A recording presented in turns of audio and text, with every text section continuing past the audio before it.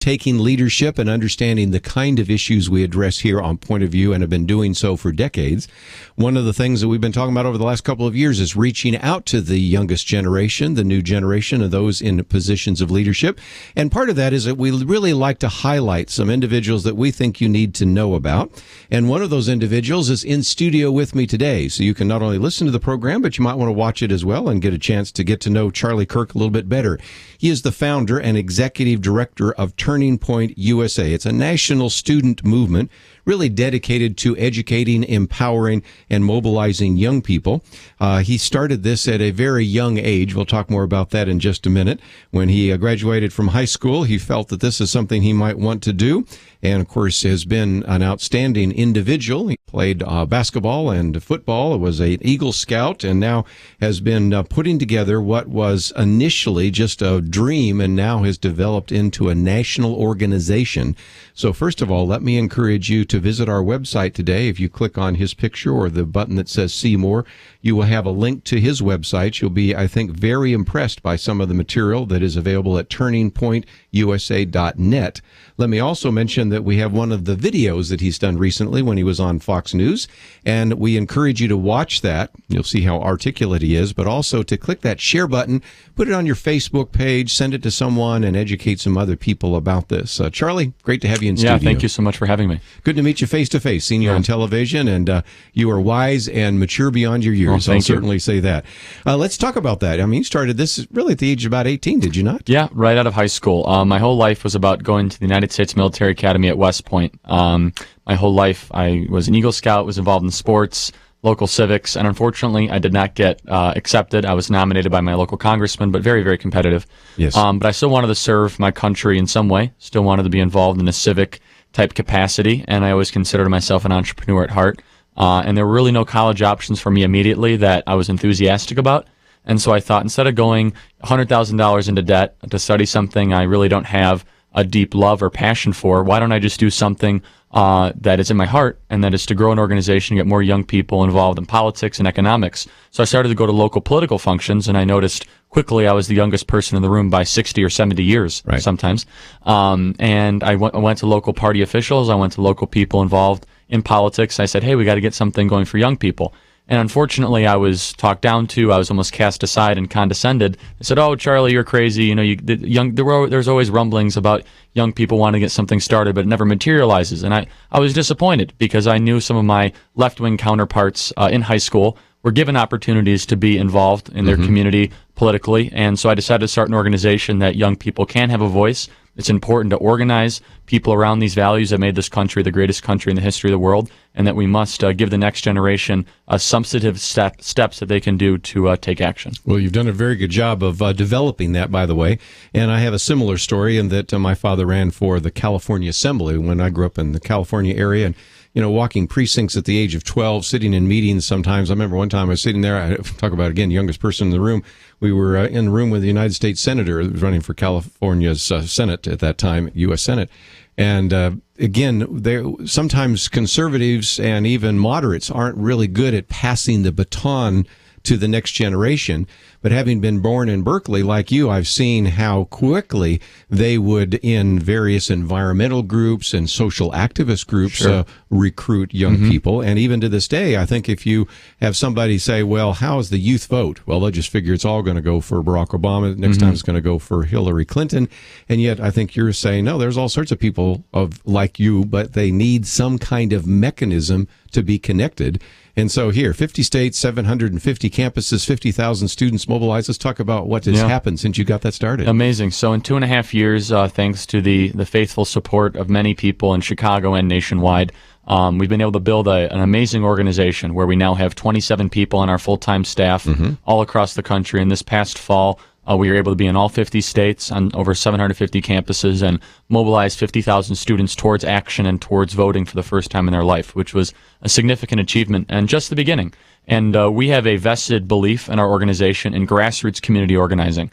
A lot of people in conservative circles say, oh, our president's a community organizer. And, you're right. He's never really run anything in his life. But community organizers, they win elections. and they're able to win ideological victories because they have the mechanisms for grassroots activism and change. And that's something that we haven't been investing in on the conservative side the last 30 or 40 years.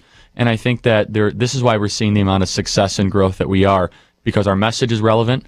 There is a lot of green space out there, and we are young people, peers talking to peers about the future of this country. Charlie Kirk with us in studio, and a little bit later we're going to open up the phones to give you a chance to join the conversation. But I always give you some action items. One I gave you a minute ago, that is to watch the video that is actually when you were on Fox News, and just give people a little bit of an idea of to watch it and then to hit that share button and send it to someone. Let's talk about something else, because you have 750 campuses, both high school and college campuses. So another obvious assignment for the activists that tend to listen to this program is either to find out if Turning Point exists on a local campus, sure, or to find out what it takes to bring one there. Mm-hmm. So answer that second question. You can go to turningpointusa.net/get involved. It takes 10 seconds to fill out a form, and we'll be in touch almost instantaneously, and we will get materials out to you or a staff member to help start a local organization on your high school or college or even homeschool type community, giving young people an opportunity and a voice to be plugged in where they otherwise would not have been able to do so. We have a first-class staff. Believe it or not, I'm 21 years old, one of the oldest people on the staff. And this is another thing that differentiates us from the typical Republican outreach mechanism, is that we are young people trying to organize other young people. And if you meet some of the leadership team, your 18, 19, 20, 21-year-old kids that are so worried about the future of this country, and so distraught with the lack of leadership, not just from the White House, but from a bipartisan consensus in this country to bankrupt our children's future and to continue the moral decay in all sorts of factions and arenas. And I think when you meet our team and you meet people that are leading our chapters and are organizing on campus, you'll see exactly why we've had the growth we have been able to enjoy. We're going to take a break, and when we come back, continue our conversation with Charlie Kirk. And if you would like to join our conversation, I might open up the phones early because some of you might have some comments already about the young people in America. As a matter of fact, in your latest kind of news magazine, newspaper, you talk about somebody that said, I was discouraged about America till I met you and some of your staff. And of course, if you meet some of these really sharp students, whether you go to Summit Ministries or a Mind Games conference, some of the individuals we try to highlight here at Point of View, all the Eagle Scouts that we know out there, the Boy Scouts in general, and on and on and on. We've got reasons to be very optimistic, and so I certainly want you to know a little bit more about what they're talking about. But when we come back, we're going to talk about this important aspect of educating this younger generation and then empowering them, because generally the younger you are, the less likely you are to vote. Also, the younger you are, the less likely you are to pay attention to things like what we discussed earlier in the week, the national debt or the cost of college, or this latest one, the president suggesting maybe we just make community college tuition free. Does that make any sense at all? Well, that all gets back to the important aspect of education. We do that here at Point of View. They do it as well at this organization known as Turning Point USA. So we'll take a break and come back with more right after this.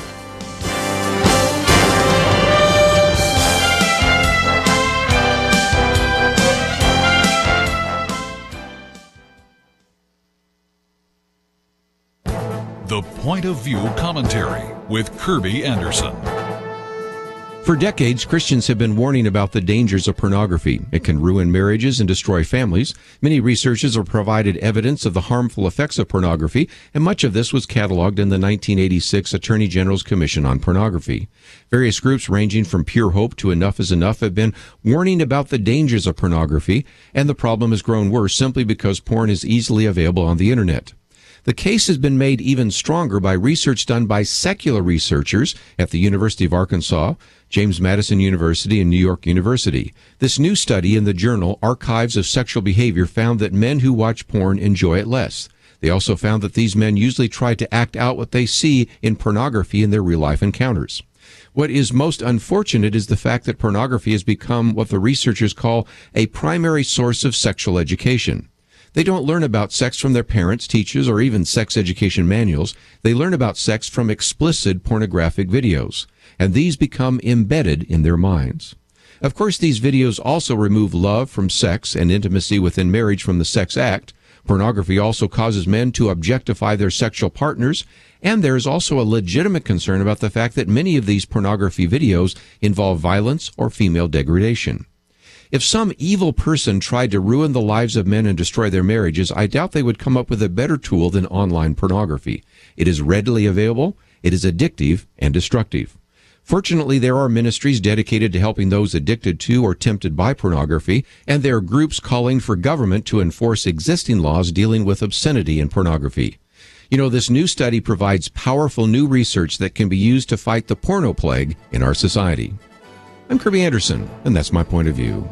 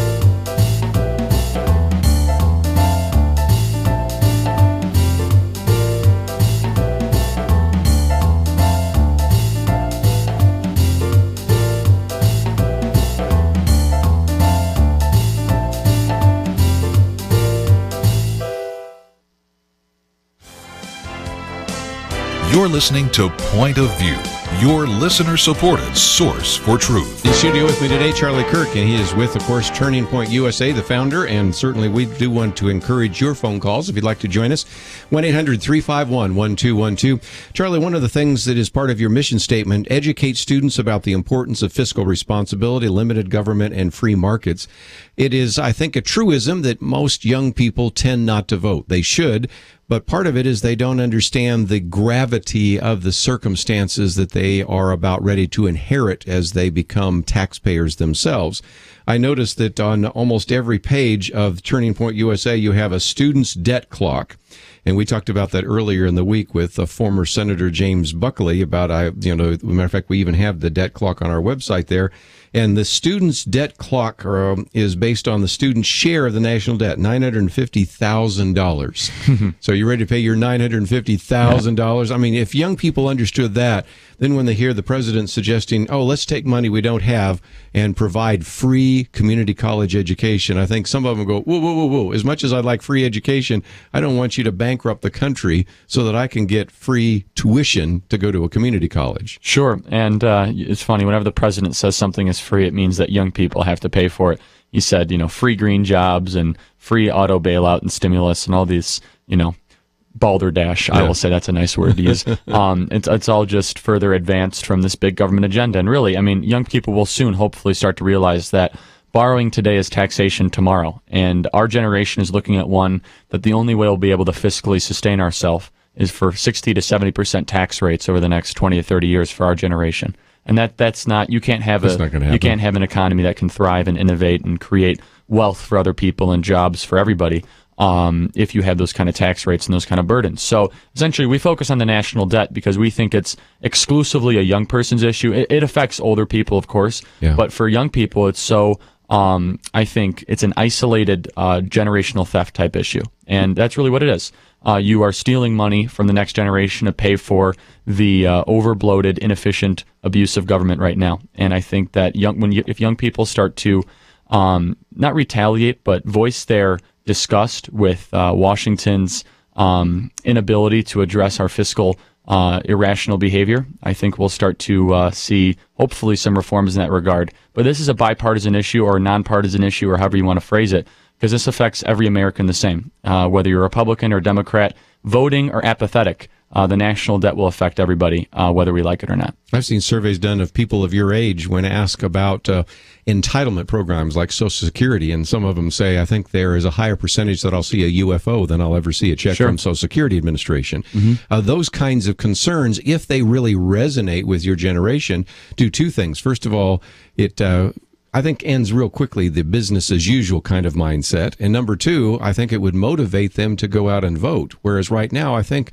your generation tends to be, not you, but many in your generation tend to be kind of, well, what good does it do? I agree. Doesn't matter who I elected. Congress just keeps doing its own thing.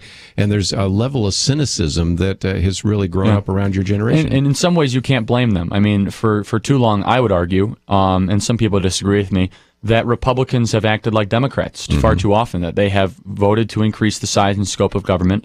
They have voted to borrow money we do not have and spend it on the back of future generations.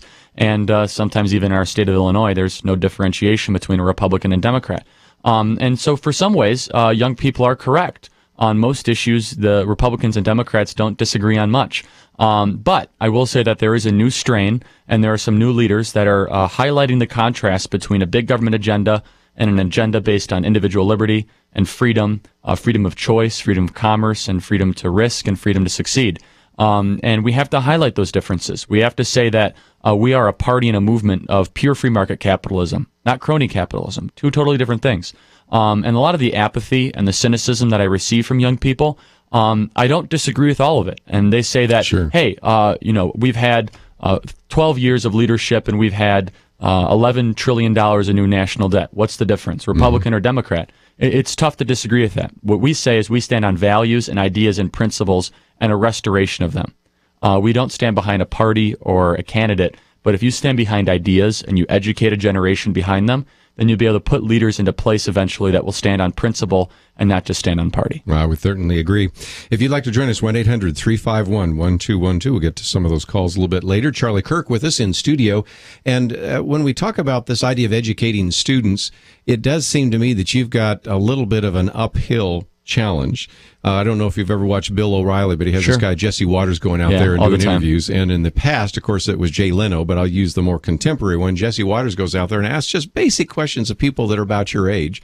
And talk about not having a clue as to who the vice president is, that we have three branches of government, what the First Amendment's all about. You really have a significant challenge, and it's not your fault, but products of the public schools, product of values-based and outcome-based education. There's a lot of education that you need to do. Big time. And there's an interesting fact I want to share with your listeners here, and it's a unique angle on the entire idea of education. So the ACT, when you take the ACT, now in the last 20 years, they ask what major do you want to study? So they correlated what major people are going to go study with ACT scores. And the people with the lowest ACT scores in correlation of what degree was education.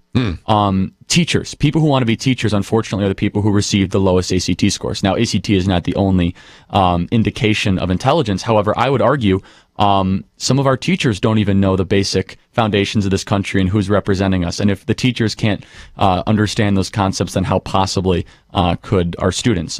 You're exactly right. We have a big problem in this country where we have information at the tip of our finger, at our fingertips, but knowledge is so scarce. And I see it amongst young people. I see it amongst old people, and it's a significant problem. However, we have to talk about who's actually going to be voting, not just the general American public, because half of people do not vote. And there's an old quote from the 1950s that said, never underestimate, the average American voter is never below average. And I do believe that for the most part. But how you educate young people, you have to be relevant, innovative, and get their attention, and especially in a world with a lot of noise, not just in social media, but also in regular media as well. Well, that's certainly the case. One of the things we've been doing here is recognizing that we really do want to educate the next generation, want to partner with you and others, and we recognize that your generation probably less likely to listen to radio, although I've been surprised how many young people do listen to radio or listen to a radio on their cell phones, but whatever, however they get that. But we take it and put it in various other formats, social media, YouTube channel, and all the rest, because that is important to educate. And you mentioned a minute ago voting. I know that another one of your mission statements is, in addition to educate, register to vote. Yeah. If you aren't registered to vote, it's kind of like a person that says, I want to play out on the field, but you don't have the uniform on. So the first step is to encourage a lot of people your age that registering to vote is really important, and then going out and voting intelligently is even more important. Yeah, and this perplexes me. We're on campus and we have aggressive grassroots initiatives, and sometimes young individuals will say, I don't have time for it, but then they'll go up to their dorm room and play video games for 4.5 hours. To me, it really befuddles me. But At the same time, we have to be there, and we have to make a compelling argument. And we have a great record of success because we are a student trying to recruit other students to do so. And they are every study in sociology will tell you that a peer-to-peer is the most effective type of recruitment mechanism. Period. And a great example is in North Carolina, we were able to register 2,500 new young conservative students in a span of 15 days. And that's a great track record. That is something that is not easy to do, but it's something that we had young kids, for example, at University of North Carolina, Wilmington, come up to us. They said, no one's ever asked us to register to vote before. There's an election coming up, and these are kids wearing Yeti hats and camo, and they're really generally conservative type-minded students that are people that we want to be, voting and showing up every day to vote. And it makes you think, if we do have a well-oiled grassroots machine similar to the left has, I think we can start to see significant gains all across the country. Let's take some phone calls along the way. You're originally from Illinois, so I thought I'd start in the state of Illinois. Lauren, thank you for calling today. What's your comment or question? Hey, guys, thank you. The question I have is, I voted in the last election, and I was so disgusted I voted for the Constitution Party candidates. I knew they weren't going to get elected, but we have more than just two parties in this country, and I don't understand why the other parties can't have a voice in the debates and why they get blocked out of everything. I know some of it's a money thing, but is there a reason why when we have a Democratic and Republican debates that we can't have other parties involved? I'll just hang up and listen to you guys. Thanks. I think you got a good question. We had from the very beginning Howard Phillips on, who was the man that started the Constitution Party. We've had many of the candidates and so-called third-party candidates that have been on this program over the years. The sad reality is, and this comes from people that work in the Constitution Party and even those that have worked in the Libertarian Party, is that there are so much in every one of these states that is really, in a sense, favored a two-party system, the Republicans and Democrats, that there's always been a difficulty for third parties. But we'll come back and talk a bit about alternatives, because that's a very important aspect of some of the questions young people are asking today. If you'd like to join us, 1-800-351-1212. Charlie Kirk with us. We'll continue our conversation with him right after this. When you're listening to or watching network news, do you ever start talking to the newsreader or anchor person? Come on, you can admit it, you do, don't you? You can't believe what you're hearing, and you feel the need to correct them. Sometimes you almost feel like you're living in a different world, and you are. People who deny God are living in a world of make-believe.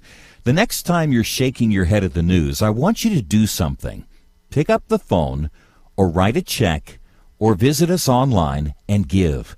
Point of View brings you a biblically informed analysis of what's happening, but to do it, we need your partnership. Visit pointofview.net and click the link next to Donate Now, where it says Become a Monthly Partner. Pointofview.net.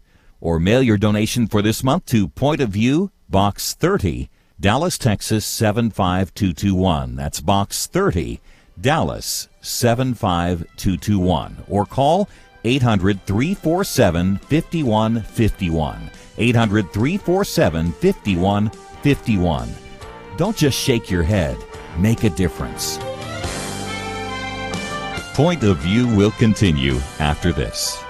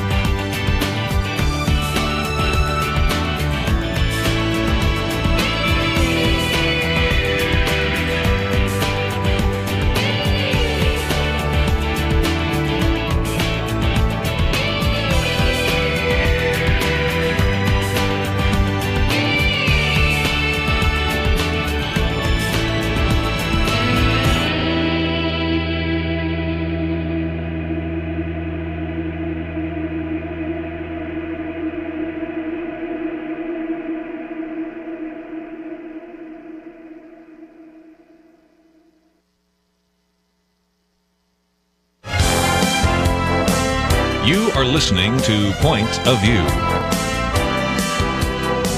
The opinions expressed on Point of View do not necessarily reflect the views of the management or staff of this station. And now, here again is Kirby Anderson. Continue our conversation with Charlie Kirk, and if you'd like to join us, 1-800-351-1212. If you're a young person, would like to know how to get involved, we'd love to talk about that, which we will in just a minute. If you maybe are already involved in getting young people involved, we'd certainly love to know what you've been doing, what kind of strategy that you have been using, because certainly the next generation needs to be educated and empowered. We're going to talk about that in just a minute. Lauren asked a good question. I'll give a little longer answer, and then we'll go to some other phone calls and some comments. But we unfortunately, and I say this with kind of a heavy heart, do have kind of a two-party system that's been so much a part of our history, it's hard to break. And so many of the laws in many states really prevent third parties from being very successful. So at the local level, sometimes, you know, a Constitution Party, Conservative Party, a Libertarian Party, and others can be successful. But there is no chance that a third-party candidate will ever win the presidency because of the Electoral College. And so that's first issue. Second of all is I am disturbed about this because what happens is that a candidate, let's take a Republican, can be a rhino, Republican in name only, really say that he or she is a Republican. And when people say, well, wait a minute, you know, you're not pro-life, you're not pro-family, you don't believe in limited government, you don't believe in free enterprise, they go, well, where are you going to go? Well, I'm not going to go to the other side. And frankly, on the other side, a Democrat can be somebody that doesn't support the Democratic platform, but they say, where are you going to go to? And so you get this kind of situation which forces the real battles to take place in the primaries, which I think is important because activists can have a disproportionate impact since so many people don't show up for the primaries. But it is a truism of American politics. It is a reality that we pretty much are locked into a two-party system, so you work within that party system. But let's, for just a minute, talk about what you are doing, Charlie, to mobilize young people. And there are a couple of things that in your mission statement you talk about. One is to identify student activists all over the country. And the second is to empower those activists. How does that take place? Because I suspect there are a lot of people right now saying, you know, I know a young person that needs to find out more about Turning Point USA. What do we do, and how do we identify those, and how can other people help you identify some of them? And what's really interesting about what we do is we're able to recruit or bring more young people into the fold without using the words Republican or conservative. Right. And that is a big part of our identification process. Very smart. I use conservative here on the radio show just as an easy way to label, you know, the general family of ideas that we're in. But we're on a college campus. The words Republican and conservative are toxic. They've been polluted. So we talk about ideas. We talk about hey, do you think politicians are serving your best interest? And nationwide, through all of our chapters, our staff members, and our alliance groups, we're having roughly about 22,000 face-to-face contacts a day. And that's amazing when you think about it. And the identification and the data that comes out of that is overwhelming. So once we have people identified, once we have individuals into the fold and onto our team, then comes the empowerment mechanism. We have many different avenues to do so. You can start a chapter. You could write for our website. We have over 1,000 people writing for our website. We're one of the most populated blogging areas on the free market limited government side. You could be an ambassador for our organization. You can join our speakers bureau. We have so many different areas that young people can be plugged into. And that is something that we really hang our hat on, because when I was in high school, I wanted to get involved. I reached out to the Heritage Foundation, I reached out to Cato Institute, reached out to the Republican Party, and I really was not offered anything. I wanted to write, I wanted to start a chapter, I wanted the materials, I wanted to hand out a booklet to everybody in my school telling them why Obamacare was going to ruin their life. And I really wasn't given anything. And now I can say in our organization that if a student wants our booklets, our banners, our materials, wants to start a chapter, we have a 48-hour turnaround time. If a student wants to start a chapter, we'll send a staff member to your school. If you want to write a column for our website, we'll give you that opportunity within a day. One of our writers from North Carolina, Keely, was just published on The Hill, thehill.com, which is millions of people traffic that website every day. That column started on our website a week prior.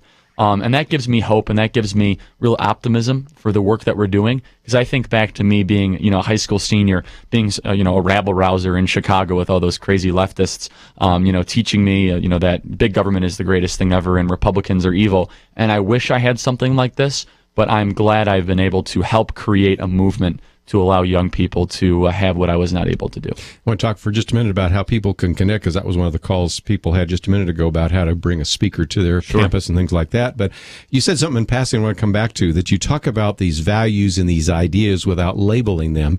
And it reminds me of the story that's told by the governor of New Mexico, Susana Martinez, and I'll clean up her language a little bit, where she was being invited by some of the Republicans to get together, and she didn't want to do it, and finally, just out of obligation, she and her husband did that, and they sat down, they talked about all the values, and they talked about all the ideas, and she finally turned to her husband, I'm going to clean up the language a little bit, but I'll be darned, we're Republicans after all.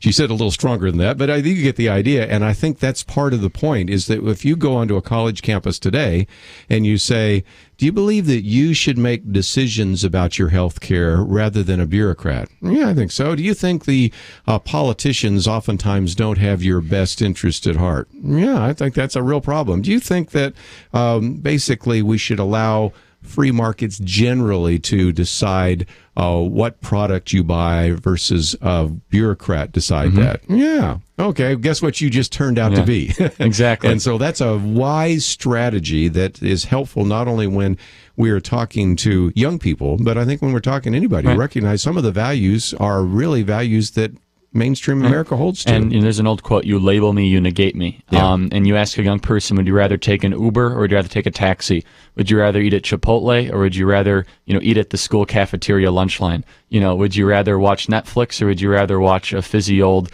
black and white screen TV? Highlight the merits of what free market capitalism been able to create. I make a compelling argument, and our organization does. It's never been easier to highlight the fruits of capitalism to a young person. In their hands is a device that is a calculator, a compass, a GPS, an email device, an instant communication, a phone, a taxi if they want it. They can watch anything in the world within 5 seconds, all thanks to free market innovation and capitalism. Every adult, every parent that's listening to this show, you have the greatest selling tool for economic freedom in the history of the world. See, in the 60s and 70s, it was much harder to sell capitalism to a young kid because you'd have to say, well, things are still getting better. We are improving at such a drastic rate in this country and world as far as technology innovation goes. The only compelling argument and reason for that is thanks to competition and free market innovation. Use Uber, for example. You can use Netflix. You can use Facebook. You can use Twitter. You can use Tumblr. Young people understand these things. However, it's never been highlighted in this fashion or this manner because obviously their teachers and their professors refuse to acknowledge the facts or the merits of the fruit that is being able to be bared thanks to free market capitalism. But the challenge to every adult that is listening to this program is to use these tools and these devices that young people understand and love so much as a way to make an argument that free market capitalism is the only way for prosperity in our future. And your point is well taken, because a lot of them just take it for granted. They got this incredible device in their hands. I mean, you have more computing power in the hands of a young person I had at the most powerful computers I used at Yale University. Right. I mean, no doubt about that. I mean, as a matter of fact, you have just in one app more computer power than you had in the best computer on the Apollo flight that went to the moon. So, I mean, on and on and on. But again, you sometimes have to make that connection. But before we take our next break, let's, if we can, just real quickly, because we've got a couple of minutes, talk about how to identify those people and connect them up, because there are probably young people right now listening saying, I'd like to write a blog, or I'd like to write for you, or I might like to get a chapter. There are some things that you can provide in terms of connection points. So take them through that. Obviously, they go to the website, but what else do they need to know after that? Yeah, because they may wonder how much it's going to cost. Nothing. No cost. And whether I have to get a permission from the principal, all that kind of stuff. And there's many bureaucratic loopholes that you might encounter. However, we're going to walk you through every step of the way. We have, again, a first-class staff that will be able to facilitate any kind of obstacle that you overcome.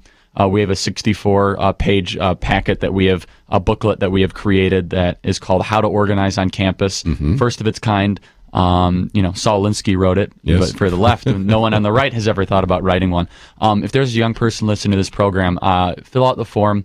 You won't regret it. You will be offered opportunities that you don't have to pay anything, but you might get opportunities of a lifetime that would have reciprocating value beyond anything you could imagine. For example, an all-expense-paid trip to CPAC to be an ambassador for our organization, where you can meet the top conservatives all across the country, from Huckabee to Sean Hannity to Carson to Ted Cruz and be an ambassador for Turning Point USA, or start a chapter at your school where you can start to evangelize for the principles of free markets and limited government and organize like-minded individuals. The greatest story that I have for this, and I know we're running short on a break, is when a high school student just came up to me in our local area, Prospect High School, and he wanted to get something started. And, so we gave him materials and booklets, and that one kid turned into 350, and it's our biggest high school chapter nationwide.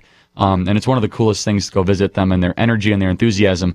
Their energy index is greater than any college chapter that we have across the country. And I'll tell you, we need to find more young leaders like that, plug them in, and give them the tools necessary to organize and advance these values. Some of those young people may be in class right now, but you need to identify them and tell them more about Turning Point USA. We'll take a break. Let's take some phone calls, too. 1-800-351-1212.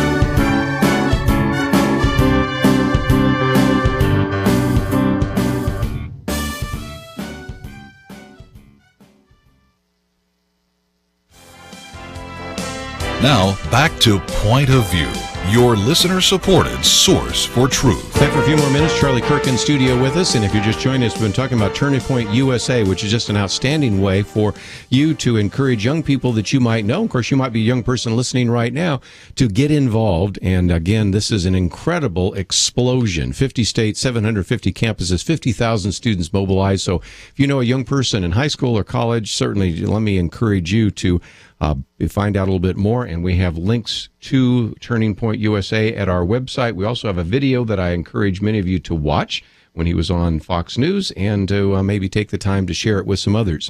One of the blog posts that is most prominent on your website right now, I thought I'd talk about for just a minute, because it'll bleed into some of the things we'll talk about in the second hour. Education is the new debt.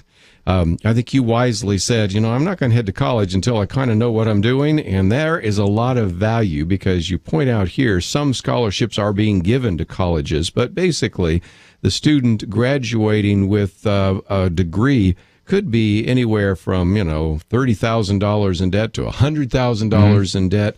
Ann Coulter's column yesterday talks about the fact that the cost of college education since 1978 has gone up 1,000%, not 200%, not 500%, not 700%, 1,000%. Nothing in the economy has gone up so much as that. No. It's bad enough to talk about national debt, where the national debt, if you divide it by each student, is $950,000. But then the consumer debt that young people are encountering today because of the just explosive cost of college is another very significant issue that's going to affect your generation. And I think it's the defining issue of our generation. Yes. National debt is always going to be there, unfortunately, and it's in the public discourse. But this is immediate. We could see a student loan bubble burst in the next 3 to 5 years. Yes. This is the greatest liability consumer-wise since the mortgage crisis in 2008. And in some ways, this could negatively affect our generation worse than that did or that would have. What we're looking at right here is a generation that is so far in debt and so far behind. The average per head student loan debt in this country is about $32,000. That's average. That includes scholarship recipients and everything. But what's worst about that? What's worse about that? And people don't talk about it. Is that 40% of students that enter college will not graduate. And what we have is a generation of young people that are stuck in the middle. They have no degree, and they drop out, and yet they have $18,000 or $20,000 in debt. And I would argue that we have too many students going to college, and I make a lot of enemies by saying that. We have too many students studying things that do not have reciprocating value to go find jobs that don't exist. And to put it quite bluntly, we are giving money we don't have to students to go study things that don't matter to go find jobs that don't exist. Yeah. And our entire educational system is broken from the beginning. We do not look at higher education as an investment of reciprocating value. Instead, we look at it as a rite of passage. Like you have to go, you have to get a degree. And instead, we should look at it just like any other investment that you make. Am I going to get something in return of equal or reciprocating value? If you're going to be an engineer or a doctor, you absolutely should go to school. But if you're going to be a plumber, why should you have to study Western medieval history and borrow money to do so? And that the way that education is going and the spiraling downhill effect that it's having on the economy is really catastrophic. Because if a student has to pay $350 a month plus interest on his student loan payments, that's $350 a month plus interest he can't buy on a washing machine, on a car, on a house, and it has ripple effects all throughout the economy negatively. And I think that if we do not address it through, I would argue, free market reforms, we are going to see a generation that will not be owning homes and an economy that will always be stagnant between 1% or 2% because the consumer spending will not be there. Again, just to give people a sense of how bad it has become, this comes from Adam Davidson writing in the New York Times, which means it has to be true. More than half of recent college graduates are unemployed or underemployed, meaning they make substandard wages in jobs that don't require a college degree. That's right. So there is your first issue. But, one of the things that to people that believe in big government, and it's always been a puzzle to me because the progressives tend to be really down on business. Wouldn't you agree? And yet I love even what Ann Coulter says, they are not willing to admit that education is an industry, just like Lockheed Martin, Enron, Philip Morris. In other words, she's picking out some of those that they like to beat over the heads. But if you had a business that had increased costs by 1,000% since 1978, that was graduating only half in round numbers of those individuals or producing a final product for those, if you want to change that a little bit. Go out of business. And those individuals then were not able to do anything with it. You'd have congressional investigations. Yep. You'd be wanting to put CEOs of that company or those companies in jail. That's and right. That's what you have right now with higher education. Yeah, and at University of Illinois, the school's bankrupt. They have a 38% graduation rate, and the president got a $3 million raise. Yeah. It's lunacy. It's insanity. And we have to make a very important point here. And there is no differentiation between big government and higher education. They are best buddies. Yeah. Some of the biggest donors to President Obama's campaign was university presidents and people on board of regents. And you might ask why that is.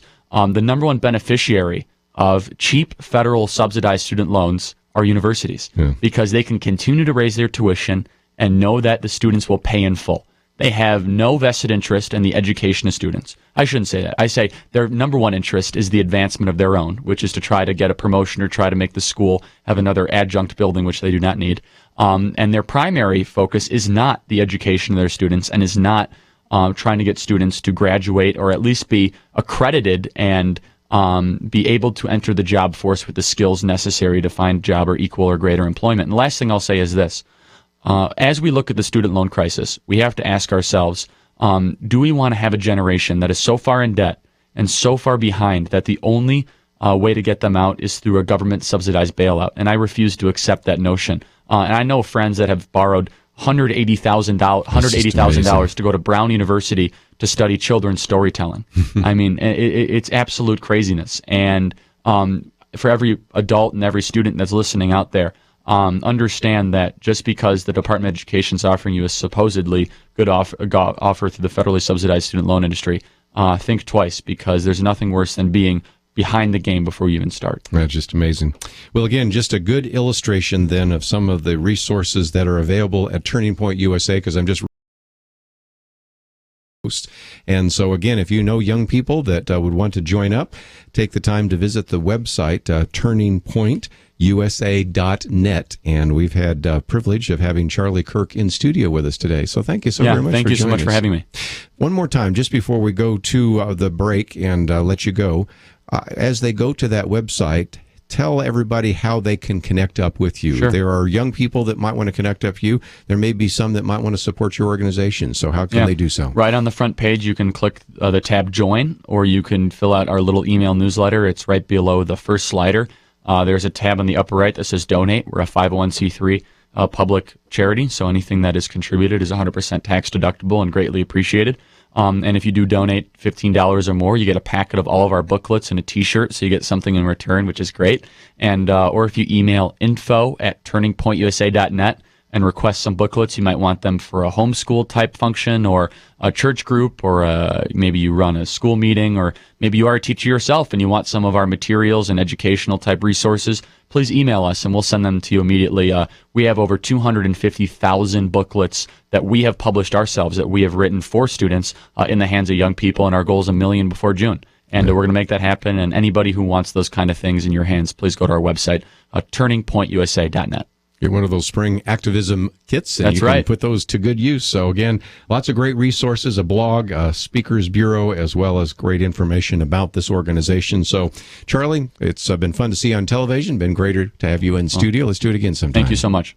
That's all we have for this first hour. And second hour today, we might continue a little bit of this conversation on the cost of college, but we've posted a couple of very good articles. One in particular, Why We're Losing to Radical Islam. Newt Gingrich has some comments about that, and we have a few others that we're going to be sharing with you. So stay tuned. But as we go to the break, don't forget our website is pointofview.net. That's where you'll find a link to all the things we've talked about here today. We'll be back right after this. Did you catch Eric Holder on ABC's This Week with George Stephanopoulos? He said the president is planning a summit to study those who, quote, corrupt the Islamic faith to justify terrorism. But since it was Muhammad himself leading the slaughter of men, women, and children for not bowing to Allah back in the 7th century, I wonder if they might discover who corrupted it back then.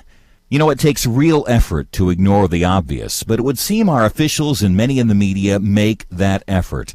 They can't see that those who take part in terrorist acts are following a straightforward interpretation of Muhammad's teachings and actions and all of the Quran. In a world of political correctness, Point of View Radio stands out. We seek the truth, the whole truth, and nothing but the truth, and bring it to you daily. But we cannot be here without your support. Give online at pointofview.net, pointofview.net, or mail your donation to Point of View, Box 30, Dallas, Texas 75221, Box 30, Dallas 75221, or call 800-347-5151. Point of View will continue after this.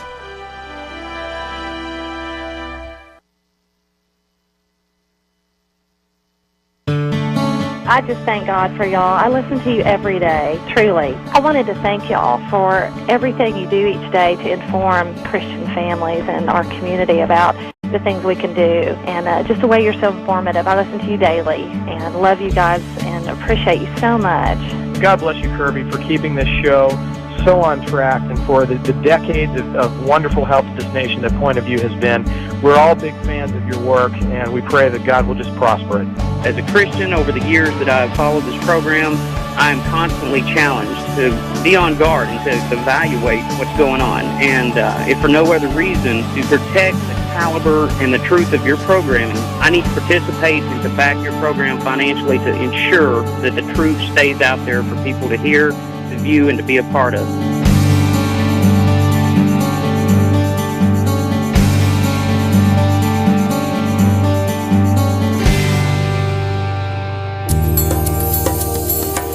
This is Point of View Radio.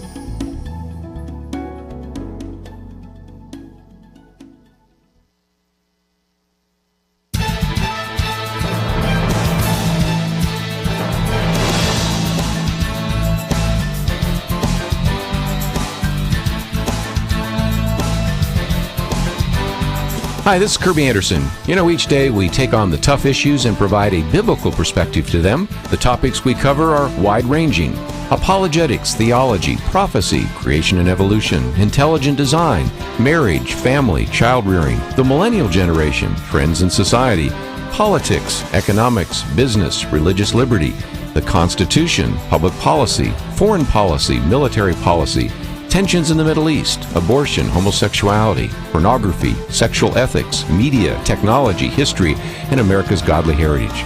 We talk about anything that affects your faith, your family, or your freedom. So don't go anywhere, because Point of View continues right now.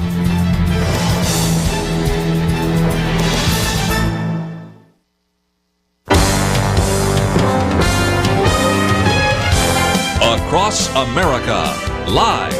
This is Point of View.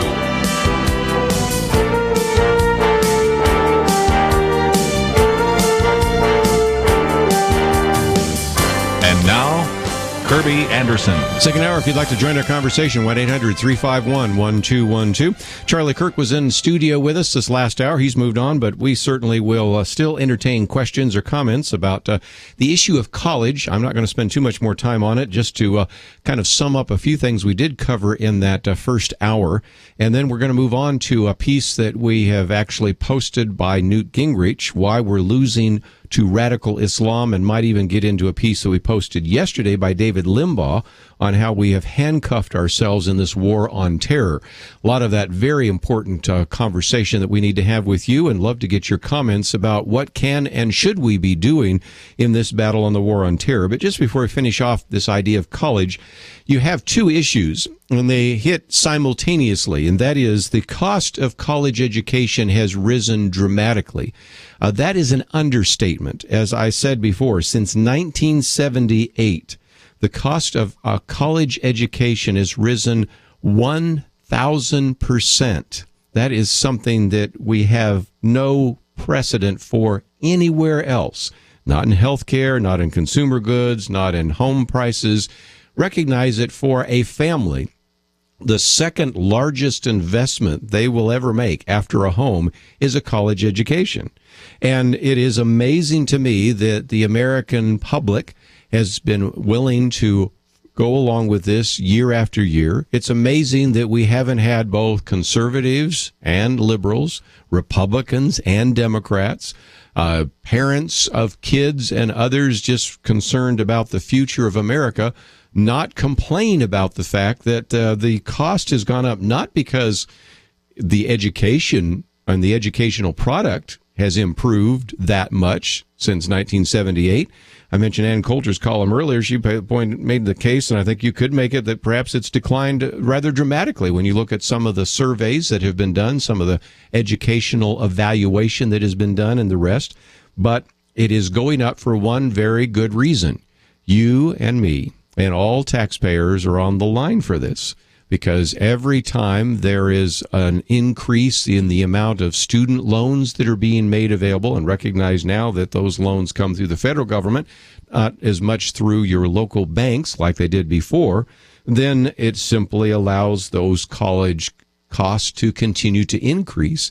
There is no market mechanism to say, you know, is this really a good investment of my time and energy and resources?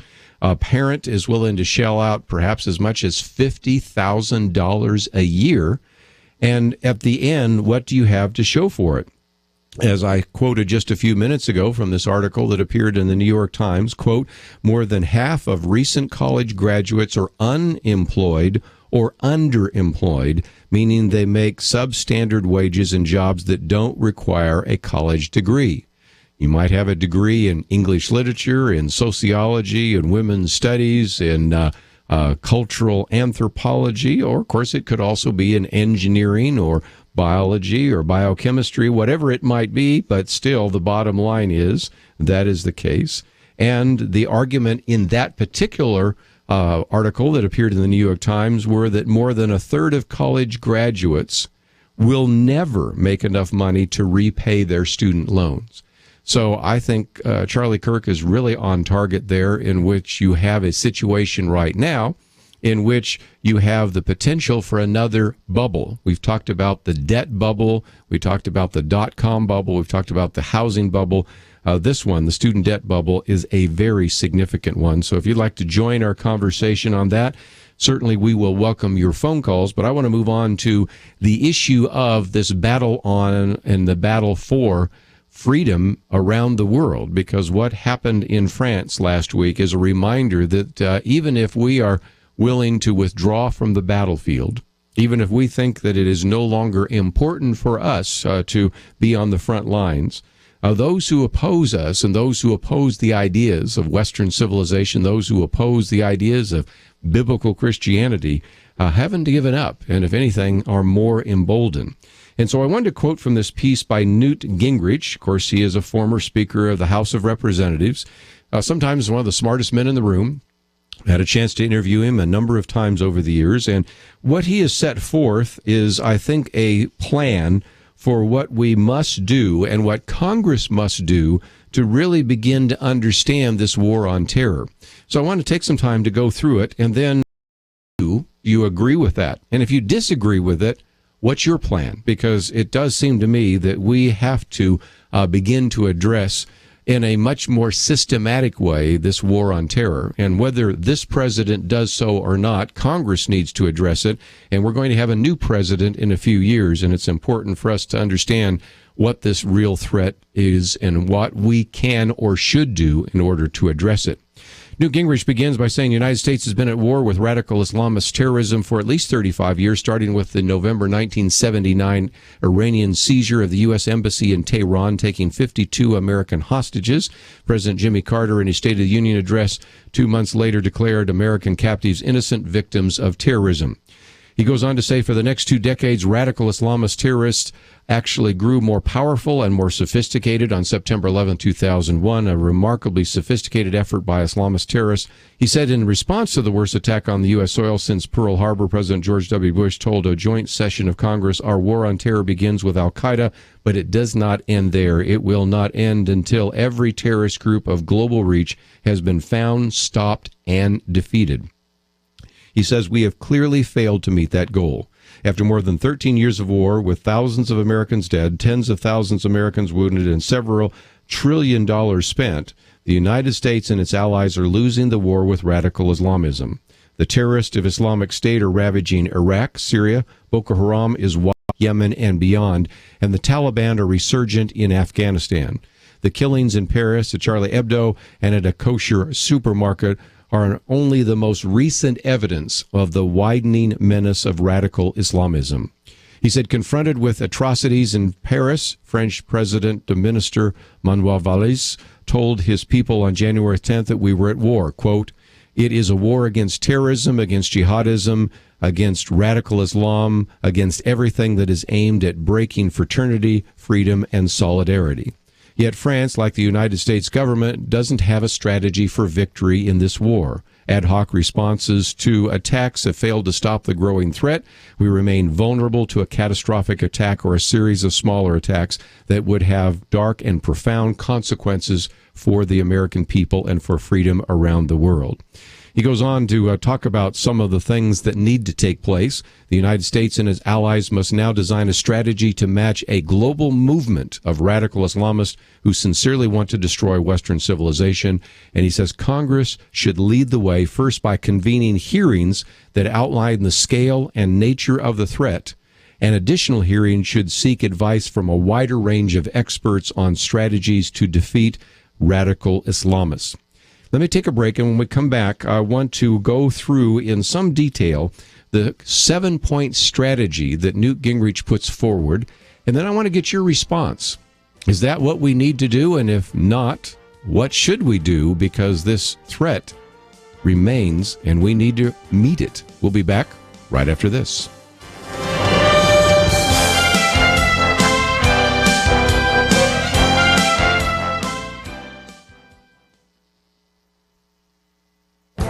The Point of View Commentary with Kirby Anderson.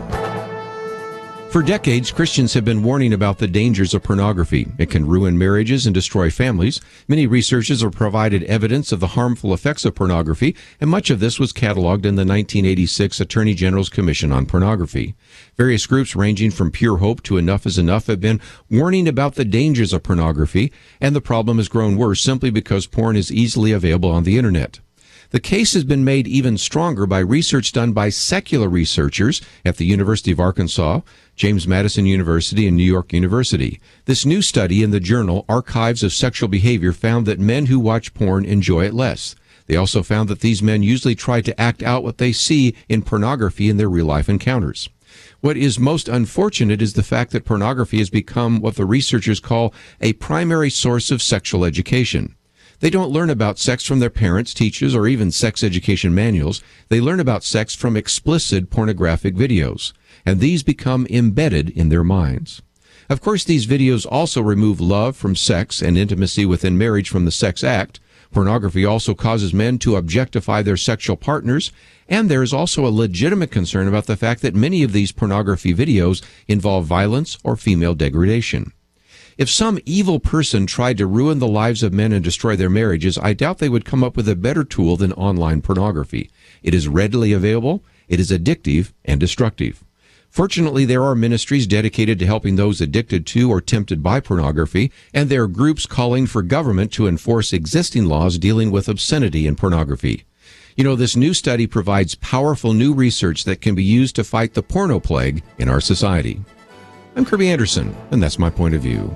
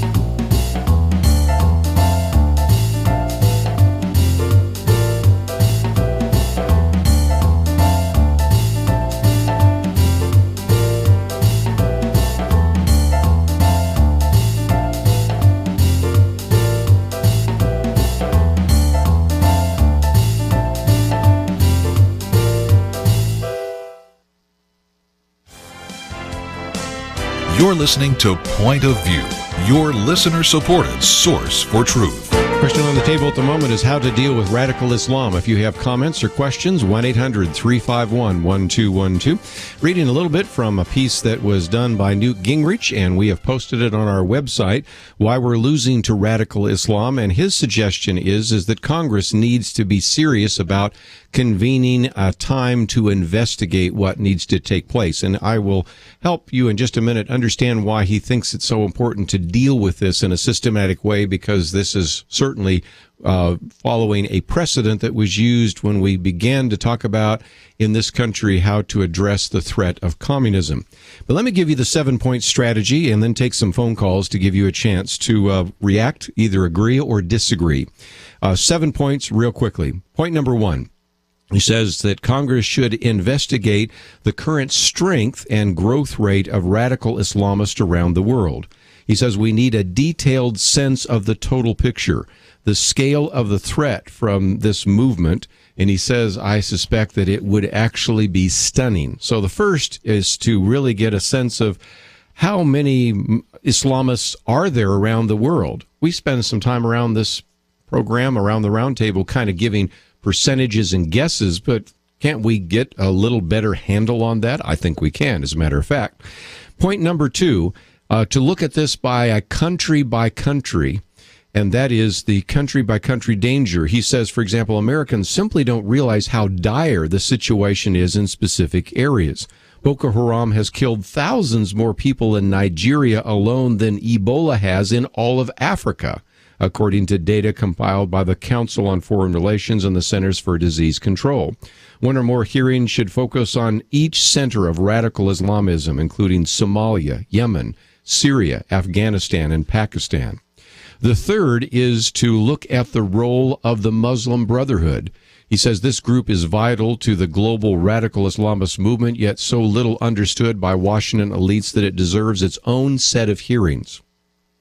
Number 4, the primary sources of radical Islamist funding, especially Saudi Arabia, Qatar, and Iran. We've talked about this on the program as well. I mean, the funding from Saudi Arabia to develop mosques sometimes in this country that are radical. And where does the funding come from? And even the funding of ISIS, I might add to that list. Number 5, look by Congress at the Arab countries, including Egypt, Jordan, Morocco, Tunisia, and Algeria, that have successfully contained and minimized radical Islamists. How we could maybe learn from this was accomplished and what aspects could be replicated. Number 6, what about the radicalization, which I just alluded to, of mosques and on social media? How are young Muslims being drawn into terrorism? What can be done to counter a seductive message that has reached deep into Europe and the United States and inspired jihadists by the thousands to travel to the Middle East for terrorist training that can be exported back to home? And 7th and finally, the Islamist cyber threat of the hacking of the U.S. Central Command social media accounts this week apparently didn't inflict serious damage, but the evidence, he says, and the episode was evidence of a new front in the fight against terrorism. And he says once congressional hearings have outlined the scale of the challenge, then it's essential to turn to the sources of our enemy's strategic thinking and doctrine. Doing so will be controversial, but it's vital to understand their motivations. And the precedent he uses, and then I want to get to some phone calls, is back in 1946, there was an attaché, a U.S. attaché to Moscow, George Kennan, who wrote what was called the Long Telegram. It's back then it was a telegram, but it was 8,000 words, but it really outlined the nature of the Soviet Union communism with clarity and force, and it really kind of helped shape the policy that the United States had for quite some time. And he said, it is a tragedy, if not a scandal, that nearly 14 years after 9/11, we still are in need of the equivalent of a long telegram about the nature of radical Islamism. So if you'd like to join us, I would love to get your comments, because here I think is a very concrete set of various topics that Congress should be involved with. Hearings on the strength and growth of radical Islam. What's happening country by country? What about the Muslim Brotherhood? Where is the funding coming from? What about those countries that have done a better job of containing and minimizing radical Islamism? What is happening there? The cyber threat and much, much more. So if you would like to join our conversation, let's go to the phones. A little bit later, I want to read a piece by David Limbaugh that we posted yesterday on how we oftentimes are handcuffing ourselves in this war on terrorism. But let's go first to Randy in Texas. Randy, thank you for joining us today. Thank you for taking my call, Kirby. I'd just like to say this. It only took one religion to murder an innocent man. It's one religion. But the way we fix this is finally to draw a line. Okay, we want love on this side. We want hate on this side. And after we figure out who all wants to, just hurt innocent people for no reason, then what we do is we start cleaning up the Father's house. This planet that we live on, it's not everybody's, but it's the ones that choose to love and respect the house that He's given us to live in. Until that time comes, there ain't going to be no peace, because it's up to us not to look the other way now. It's time to do the work, what has to be done. It's like what Jesus done. He did, I'm sure He asked the Father, should I do this or shouldn't I do this? But He led Him to do it because He loved Him for honor, So we have to clean our house up now. I mean, we've gone to church and we've read the Bible and we know everything there is about it now. But now it's time to put it down and clean His house up and get rid of these parasites and open up hunting season on them. That's it. Okay, I get it. Thank you. Thanks for sharing some of that, Randy. And let's take a few more phone calls here real quickly. We'll go to Tony. Tony, what would you like to share with us today? Appreciate you taking my call, Kirby. But personally, as an African American, and the many times I call you out, I actually believe that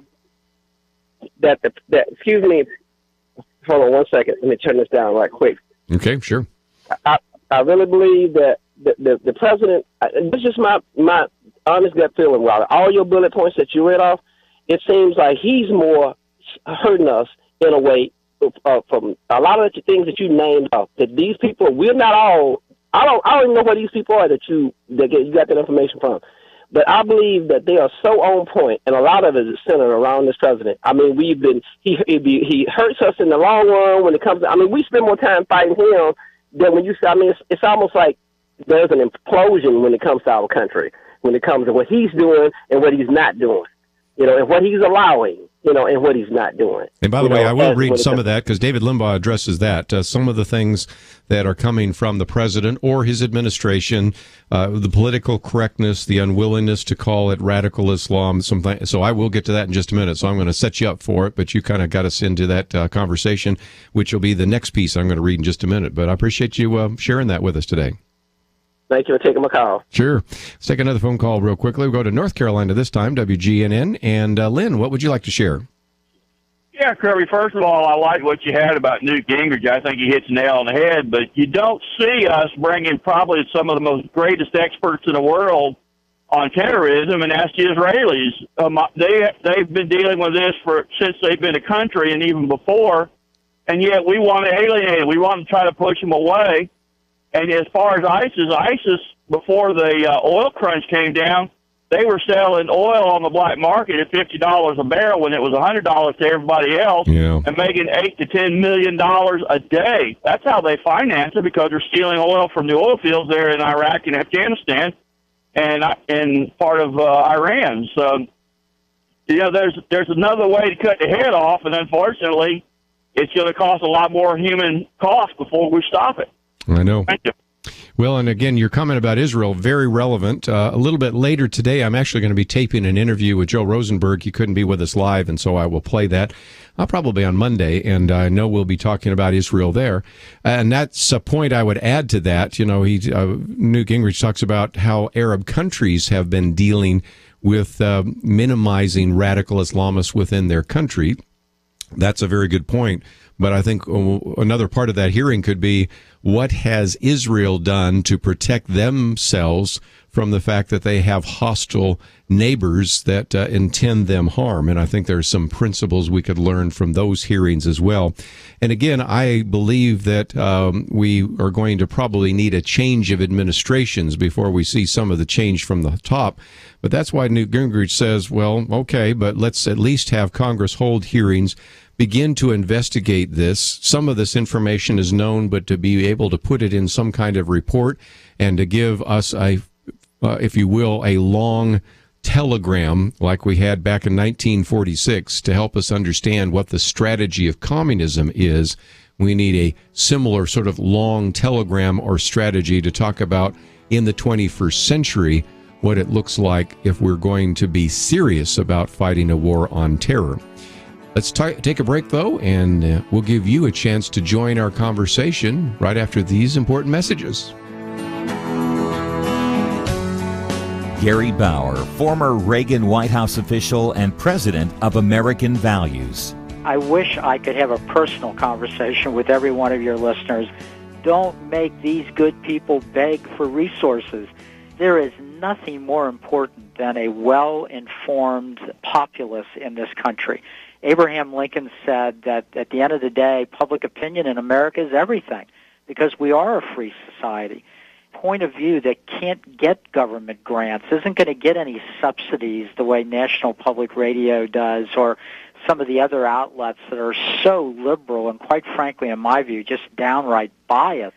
But outlets like Point of View have got to depend on just average, regular, hardworking, Bible-believing Americans to provide them a little bit of that help, financial help and prayer help, so that you all can keep going and do the incredible service that you do for this great cause. Join the cause. Give online at pointofview.net. Call 800-227-1444 or mail Point of View, Box 30, Dallas, Texas 75221. Point of View will continue after this.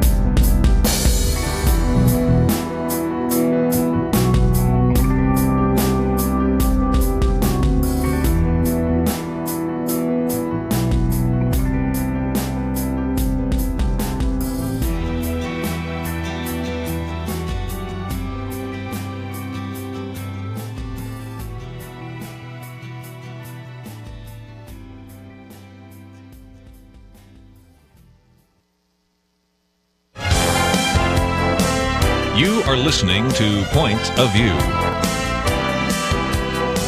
The opinions expressed on Point of View do not necessarily reflect the views of the management or staff of this station. And now, here again is Kirby Anderson. If you'd like to join our conversation, 1-800-351-1212. One of the things we put on the table here today from Newt Gingrich, why we're losing to radical Islam. 7 points that he made of what Congress can do to investigate this issue and really kind of set forth a strategy. Whether the president acts or not, I don't think Congress has to sit and wait around, and this is an opportunity to begin to assess the current strength and growth rate of radical Islam, to look at it in a country-by-country evaluation, and really to provide a wake-up call to the American people about what is happening. As Newt Gingrich points out, Boko Haram, remember that is the group that actually took all those young girls. But Boko Haram has killed thousands more people in Nigeria alone than Ebola has killed in all of Africa. And if you are on Facebook, you probably have seen some of the pictures. If you're on various news sources, you've seen some of this, which is just horrific. Of course, the issue of the Muslim Brotherhood, of the funding of radical Islam. Then maybe to learn some lessons from, in this case, he talks about Arab countries. I would add to it also Israel, what they've done to minimize the threat of radical Islam. The question about the funding and the use of mosques, especially in radicalization, something that could be focused on in this country, and then to address the threat, the cyber threat from Islam. Quite a number of very important issues that they have put on the table.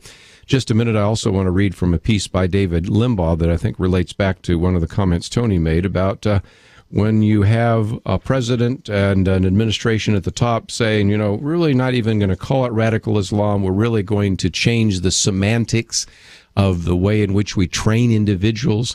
We're not going to actually be able to deal effectively with terrorism because we're going to blame that on abuses that came from the West or colonial times or whatever. You're going to face some really significant challenges. So lots that we can put on the table. Let's go back to the phones and pick up a few more phone calls. Patsy in South Carolina, WGNN. Thank you for calling today. What would you like to share? Hey, Kirby. I love the points. And one of the points of identifying is in the United States, we have 22 camps, MOAs, or what they're called, and we have one in South Carolina that sits on 38 acres. I saw a video, and these people they're not allowed, they live under Sharia law, they're not allowed, police aren't allowed to go in. They're just like the no-go zones in France. We have them in the United States already. Right, and we've done some various interviews on that, even made available the video series. And this is a good example, I think, Patsy, of why we need federal involvement, at least state involvement, because we saw in the interviews that we made available on the video series and the documentary that a lot of the local police departments, sheriff departments, they don't want to go in there. I mean, they'd be outgunned. Yeah, go ahead. Herbie, I called Lindsey Graham and Joe Wilson, and then they told one representative had no idea that it even existed, and the other representative had only had one other phone call about it. Yeah. And just think about, remember the Branch Davidians? You're old enough, I suspect. Remember when we had the Branch Davidians in Waco and we said, oh, this is really threatening over there. And of course, this is a kind of apocalyptic end times kind of wacko group. But eventually we saw that under President Clinton, Janet Reno and others felt we've got to go in there to protect the children. Well, though I don't really think that David Koresh and the Branch Davidians posed any real threat to the people in Waco. I do believe that not all, but some of these MOAs, some of these camps do potentially pose some kind of threat. And it kind of gets under the 6th point that Newt Gingrich talks about, this kind of radicalization that takes place, whether in the mosques or in these camps, really needs to be addressed. And if your member of Congress doesn't address it, I think we can find some members of Congress who want to address it. And so you've raised a very good point. I'll let you have the last word. Can I say one more thing about the financing? Go for it. George Soros financed the protests in Ferguson. And in Ferguson, they are recruiting, Islam is recruiting people young black men and women there as part to help recruit for ISIS. Yeah, I just don't think I would keep those separate, though. I mean, he's whether he did or not, they're using the turmoil, that is ISIS and other groups are using the turmoil to create it. And frankly, I think most of that funding really is coming from places like Qatar and Saudi Arabia and Iran. But thank you so much for doing everything y'all do, Kirby. Yeah, Patsy, I appreciate your phone call. And by the way, if you're not familiar with that, we have talked about those before, these sort of training camps. These are by kind of outpost groups, and they have taken over certain parts of land, usually in rural areas. And we've actually made available in the past videos, and you can go out on the website and see some of those videos. Some of that ended up being part of CBS Special, and the rest of concern. But I think of an even greater concern is the one that Newt Gingrich talked about, and that is the radicalization that takes place within the mosques, because there are a few of those camps, but there are thousands of these mosques. And as we have been able to document through some of the interviews we've done, and that's with Frank Gaffney and Steve Emerson and others, when they've been able to send in surrogates and others covertly into the mosque and to listen to the various sermons that are given, the conclusion that Steve Emerson in his research was that nearly half of the mosques have sermons or messages, whatever you want to call them, in these mosques that should concern the Department of Homeland Security. Does that mean that all Muslims who go to mosques are being radicalized? No. Does it mean even Muslims that are there hearing a radical message become radicalized? No. So, I mean, we have to be careful about how we parse all of that. But that being said, we have some places that we should pay attention to. And if we go back and look at whether it's 9/11 or the bombing in the Boston Marathon, in both cases, we can point to individuals who received some of their radicalization in the mosques or from other kinds of radicalization that took place on social media. So again, that's the 6th point of Newt Gingrich, and I think it is right on target. Let's, if we can, go to Missouri this time, KNEO. Bill, thank you for joining our conversation today. What would you share with our audience? Thanks for taking my call, Kirby. I just want to make 2 comments. You said something about not all Muslims are radicalized. Well, to tell you the truth, how do you tell who's who? So what I think we should do is make it unpopular to be Muslim in the United States of America. Don't do business with them. I would disagree. Well, don't buy from them. Because the thing is, they had that practice called taqiyya or hitma, where you lie to the infidel, but in the long run, they want to get rid of you anyway. And the second comment, I forgot what it was. But anyway, I really believe that history's proven that any group like ISIS, there's going to be a power struggle in their own ranks, and sooner or later they're going to collapse anyway. Well, I would hope so. I would disagree, though. I mean, there are a lot of Muslims, especially moderate Muslims, people that came here, really in most cases came here and have made their peace with the modern world and are less likely to be radicalized. It is still nevertheless the case to pay attention to what's happening in the mosques and social media and the rest, but I don't want to get to a point where we shun or marginalize all Muslims. But at the same time, as you said, it is difficult to make a distinction. That's why I think the kind of level-headed and creative way that Newt Gingrich set forth some of those principles made some sense to me, and I wanted to see what you might have thought as well. Let's go back to the phones. Jacob in Georgia, what would you like to share with us today? How you doing, Kirby? I'm good. What's up?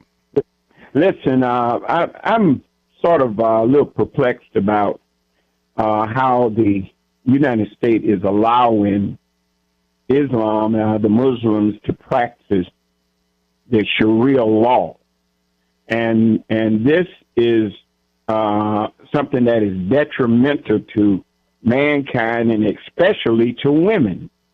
And we are come against, I don't agree with the Mormons or anything like this on the marriage and stuff, but we will come against Mormonism, and most people won't stand up and fight this crisis we have with Islam and the Sharia law, and they're ignorant of what the Sharia law is. And I wanted you to speak to that, if you would please. I would be glad to. I need to come up to a break here, but let's talk about Sharia law after the break and some of the concerns that people have. And that is, in many cases, there is an attempt to have at least Sharia-compliant investments, and there have been some to have some level of Sharia law for at least Muslims in certain communities. And this is a challenge much greater in, say, the UK or in France than it is in the United States. But we'll spend a little bit of time right after we come back from the break to talk about that and give some of you a chance to comment on that as well. Let's take a break. We'll be back with more right after this.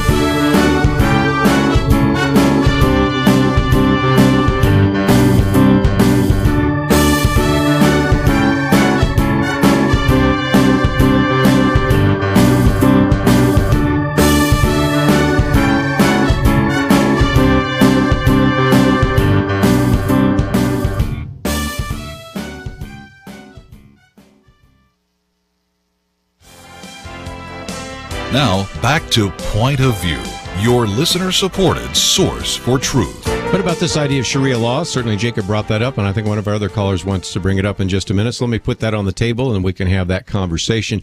Sharia law is an attempt to take the principles in the Quran, and sometimes in the Hadith, and implement them so that you basically no longer have a civil or criminal court, but you have a Sharia court. Now, do we have anything like that in the United States? No, we do not. Do you have something like that in the UK? Yes, you do. In certain areas there, Sharia law seems to be replacing the English common law. So that is of concern, and it's one of the reasons why you've had a number of different states over the last couple of years now actually in their legislatures pass some kind of law banning Sharia.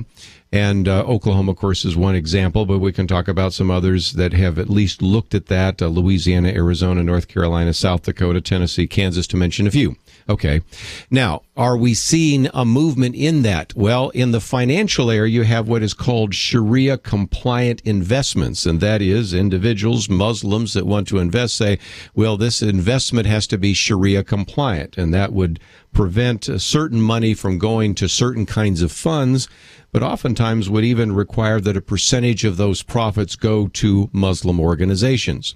Then you have the kind of the appeal right now, sort of using sort of a de facto Sharia, by saying, well, we need to make space for people that have their religious concerns. And you've got to be real careful here, because oftentimes on Friday we do talk about religious liberty. But you've had, for example, Muslim taxi drivers say, look, I'm not going to pick up somebody that's been drinking. I'm not going to pick up somebody that might have groceries that have pork in them. I'm not going to pick up people that are blind because they might have a dog, a senile dog, something like that. You start running into that. Then you have the school systems sort of bending over backwards sometimes, where they would never allow a Christian student to go and to pray, or even to have, say, a Christian Bible club, but on the other hand will provide a room for prayer 5 times a day, prayer mats. You go through some of those kind of things, and these, I think, are good illustrations of, on the one hand, we're good-hearted people and we want to provide opportunities for people to not have their religious sensibilities violated, and even provide an accommodation for that. But how what I think are very important principles that we talk about so often here on Friday with Kelly Shackelford being used to sort of advance kind of a Sharia agenda. So those are just a couple of ideas just off the top of my head. But since our next caller wants to address that, listening on the internet in Oklahoma, Winston, you have the floor. What would you like to share? Well, Kirby, I'm somewhat informed about Sharia law, and one of the things that I think that our country needs to wake up to at this point in time, especially since 9/11, since George Bush and others took to the airwaves and they made their statement about Sharia law, or excuse me, not Sharia law, but about Islam being a religion of peace, and all of those things. And our State Department and our mindset seems to be that we need to be benevolent and compliant with this. Well, my concern is this. We are reaching a tipping point, and Sharia law is clearly a seditionist ideology. And when I say sedition, I mean in the purest sense of the word.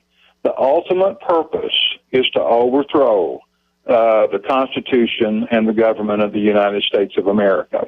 So my question for you and for our listening audience right now, we watched the news this morning, and there are 5 or 6 Muslim areas in America where they're training militant terrorist Islamic soldiers, and our local authorities, our sheriff, our police go into those areas because the FBI has determined that those people are to be left alone because it's a violation of their First Amendment rights.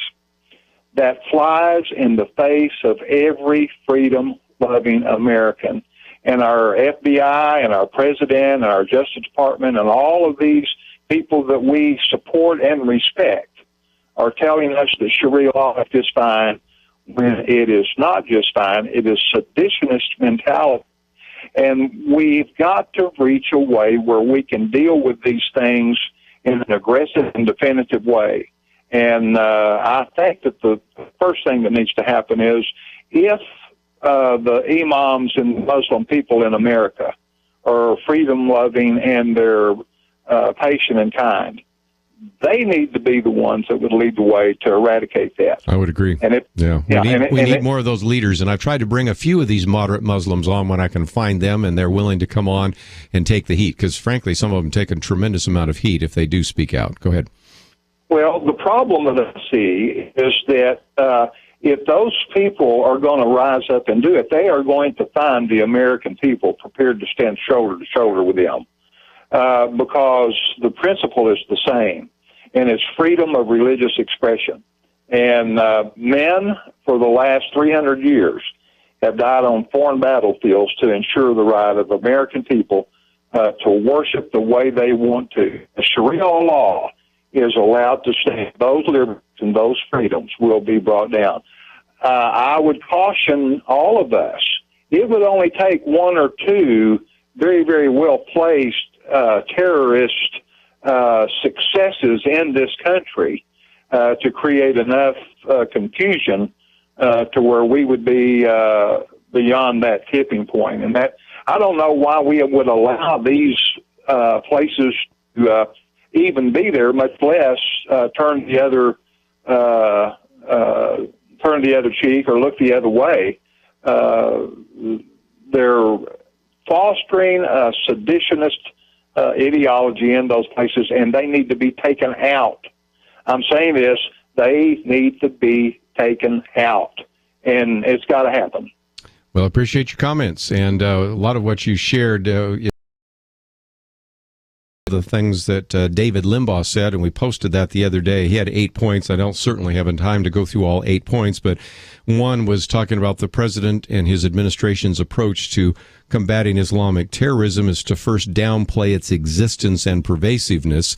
That's why I think Newt Gingrich's idea of trying to understand indeed how extensive and pervasive that really is, and what about the strength and growth, and also the attempt to completely change the rhetoric, and that is to focus on kind of this politically correct idea which handcuffs the federal government and prevents it from thoroughly investigating and monitoring suspicious contacts. And a good example of that is the handcuffing that took place where there were people around Adel Hassan, that U.S. Army major that killed so many in Fort Hood. That people knew that he was dangerous, but there was a fear that if I actually spoke out about that, I would be perceived as Islamophobic. And so those are some points that David Limbaugh makes. And I would really encourage you to read these 2 articles, the one by David Limbaugh we posted yesterday, the one by Newt Gingrich we posted today. And one kind of looks at what Congress could do. The other kind of looks at what this administration has not done and how it has really put us in a position of danger. And I will try as much as I possibly can to bring some of these moderate Muslims to the microphone. Obviously, we don't share biblical convictions, but I have from time to time at least let you know that there are some that are speaking out against radical Islam and against the radicalization that is taking place. And we'll continue to educate you right here on Point of View. That's all we have for today. Tomorrow is our weekend edition. Boy, we've got lots to cover then. I want to thank again Andrew and Catherine and Chris for their help behind the scenes. Have a great day. We'll see you back here tomorrow.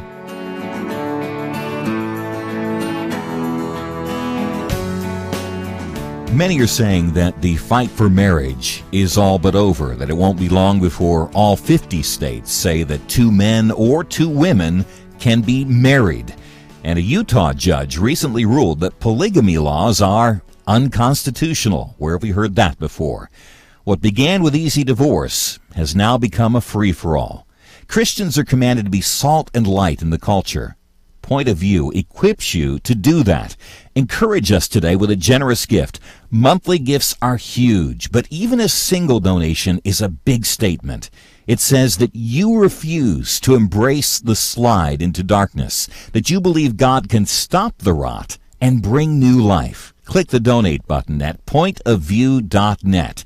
You know, many people pay upwards of $100 a month for cable or satellite TV. Point of View is worth that much, wouldn't you agree? Or perhaps you can give $50. Click in today to pointofview.net or call 1-800-227-1444 or write Point of View, Box 30, Dallas, Texas 75221. Help us today. Point of View is produced by Point of View Ministries.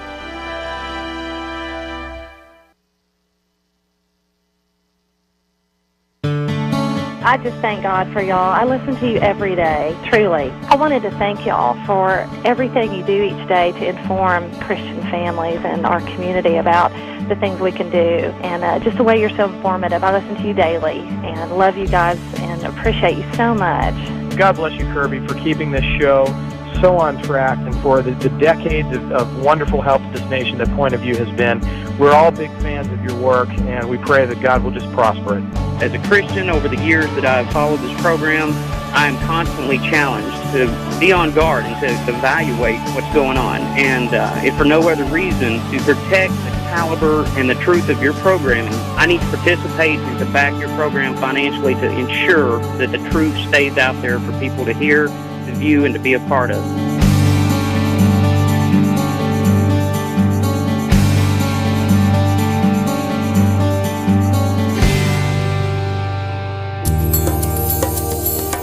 This is Point of View Radio.